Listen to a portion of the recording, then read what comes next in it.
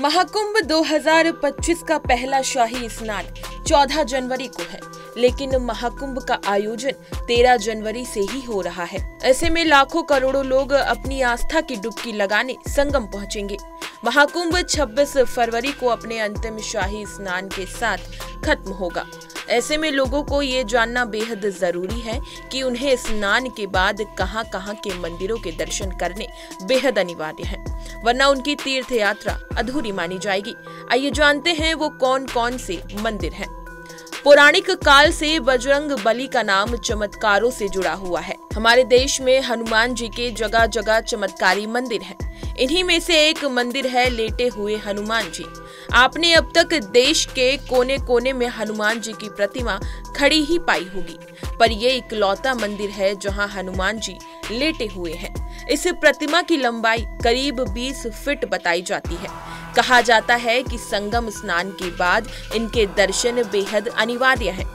अगर इनके दर्शन नहीं किए तो आपका आना व्यर्थ माना जाएगा। ऐसा माना जाता है कि लंका से जब बजरंग बली लौट रहे थे तो उन्होंने यही विश्राम किया था। वहीं दूसरा मंदिर है नाग वासुकी मंदिर।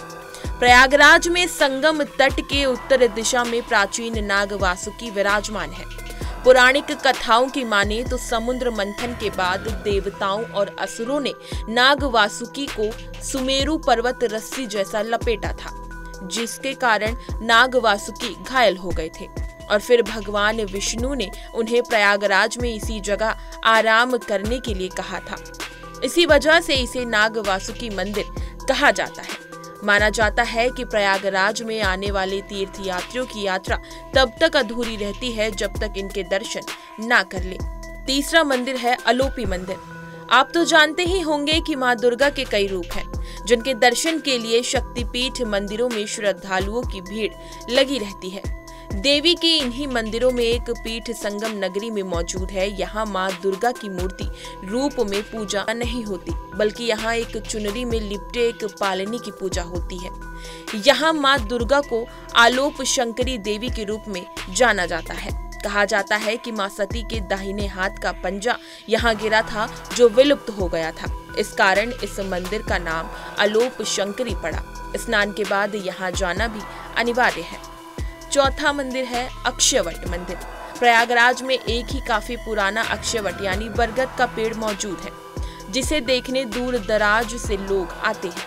महाकुंभ आए श्रद्धालुओं को इस जगह जरूर आना चाहिए।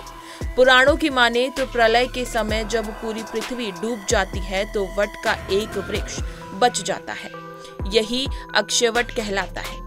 पातालपुरी में स्थित वट वृक्ष को कई 100 साल पुराना बताया जाता है। सभी तीर्थों में प्रयागराज को सबसे बड़ा तीर्थ माना गया है।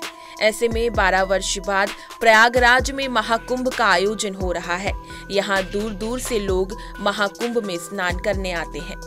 इसी तरह की तमाम खबरें और लेटेस्ट अपडेट्स के लिए बनी रहिए हमारे साथ और देखते रहिए punjabkesari.com।